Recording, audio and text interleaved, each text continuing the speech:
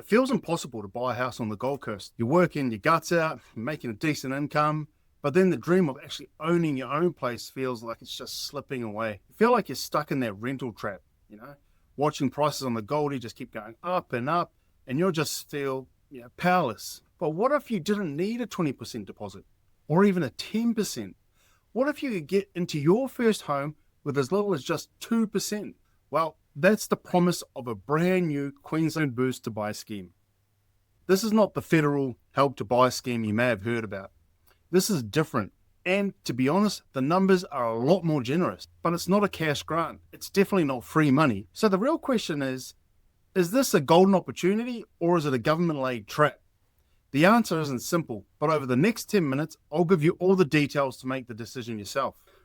All right, so the first most obvious question is, do I even qualify for this? Most people hear government scheme and just switch off, thinking it's only for people on really low incomes. You're probably thinking, you earn too much, why should I even bother looking, right? Well, this is where things kind of get a little bit interesting. The income limits on this are surprisingly high. They're built for working professionals and families who are doing okay, but are just completely stuck. Think of it like this. The government knows that people like teachers, nurses, or tradies still can't save a 20% deposit in this market. So this scheme is for them. It's for people who can absolutely handle the mortgage repayments, no worries, but just can't get over that massive wall of an upfront deposit. Let's have a quick look at the scheme caps over here somewhere. I'll edit it later. So the key points here, you've got gross income for singles up to $150,000. Gross income for a couple up to $225,000 a year, with a property price cap of up to $1 million, with a minimum deposit of just 2%. Now, have a good look at those numbers. A couple earning a combined $225,000 a year can get help to buy $1 million property. This opens up the door for a huge number of people, especially here on the Goldie where, well, the prices are what they are, right? You just have to be a first home buyer and have that 2% ready to go. Okay, so you might be eligible, which is a massive first step. But the next question is a big one. How does the money actually work?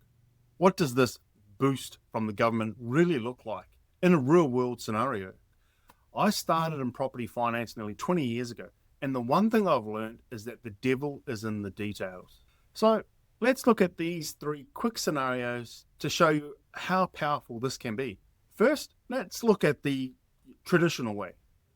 This is you buying a $950,000 property on your own back. Scenario one, the traditional way. You got a purchase price of $950,000.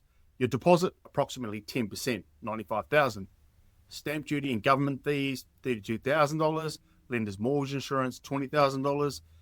Other costs like legal, building a pest, $3,000. The total up front needed, $150,000.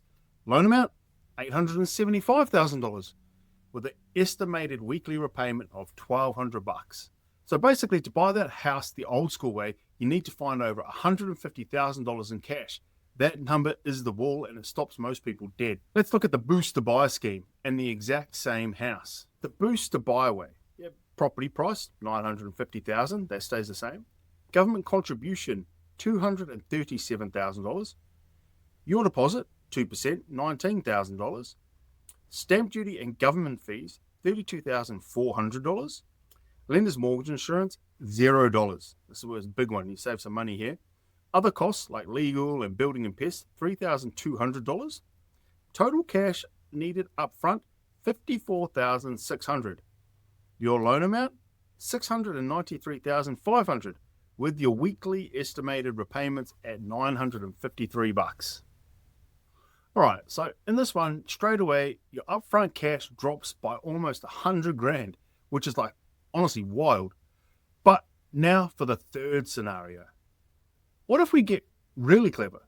What if we stack the deck and combine the scheme with a brand new property to also grab the first homeowner's grant and the new build stamp duty freebies?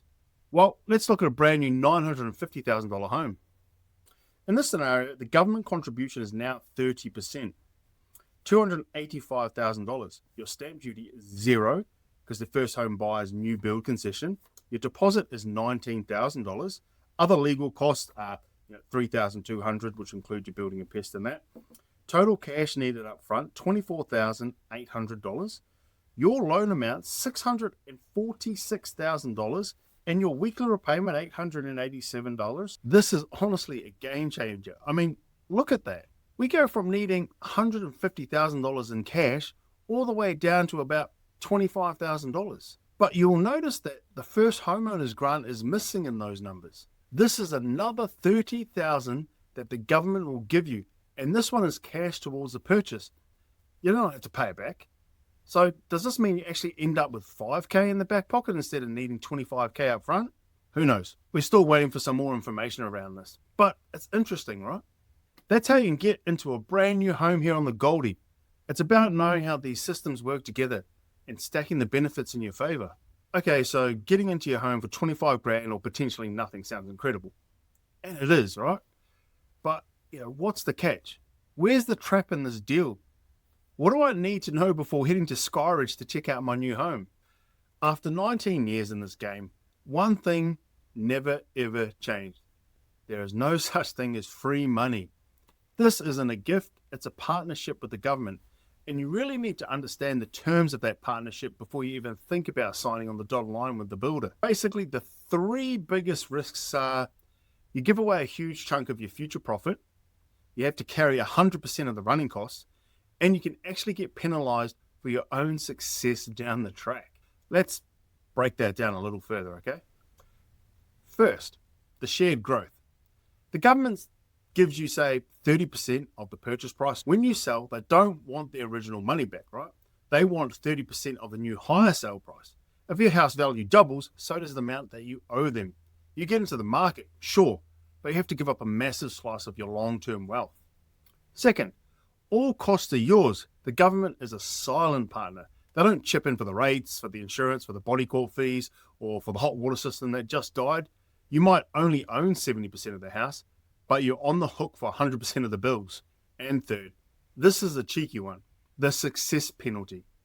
Based on how these things usually work, if your income grows too much and goes over that limit for a couple of years in a row, the government will likely force you to start paying them back. So you get a promotion, you get a good pay rise, and suddenly you could be forced to refinance or even sell your home. The scheme is designed to get you a yes, but it's a yes with some strings attached, right? You have to go in with your eyes wide open, knowing you are trading long-term wealth for getting into the market today. Okay, so you know the risks, and you know the government is basically your new silent partner. That leads to a pretty critical question. How do you get them out of the house? How do you actually pay them back? The key thing to get your head around is that you don't make weekly or monthly repayments on it, not like your main home loan from the bank, right? There's really only three ways that you can pay back the government. You either sell your property, refinance to borrow and pay them back, or you voluntarily buy back their share over time.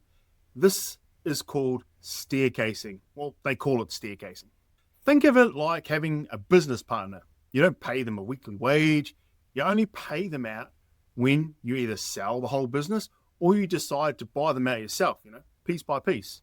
Option number one, sell the property. Government gets its percentage share of the final sale price. Option two, voluntary repayments or staircasing. Buy back the government's share over time. If you sell, it's simple math. They get their percentage of whatever you sell it for. But if you want to buy them out while you still live there, you can do it in small chunks, say 5% at a time. The catch, you have to pay for a new property valuation every single time.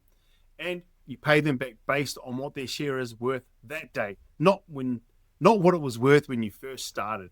You can do this with your own savings or by refinancing your mortgage to use the equity you've hopefully built up, right?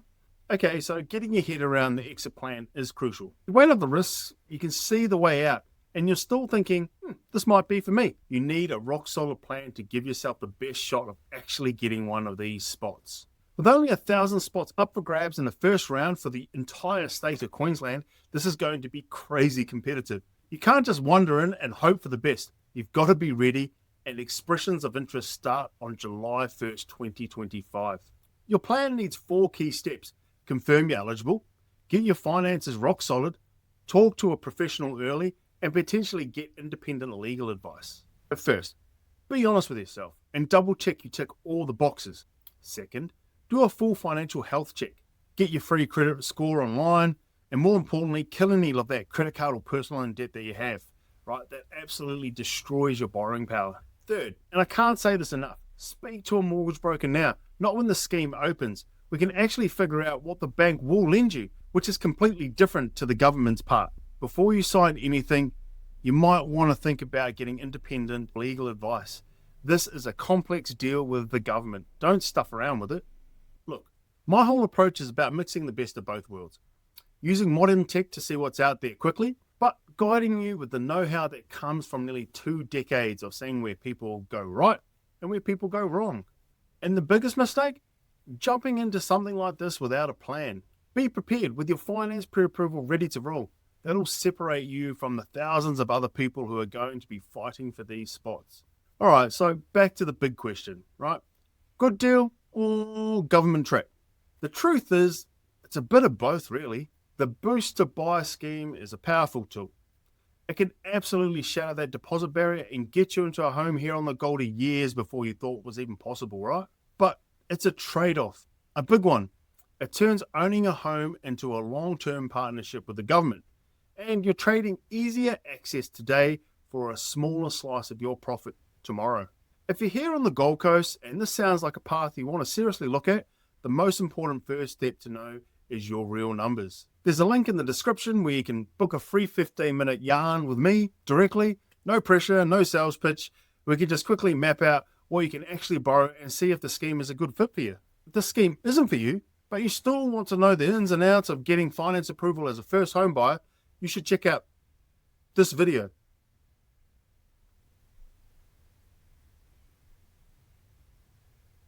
Go on, check it out. This is seriously a long time for me looking at this camera and pointing over here on my shoulder.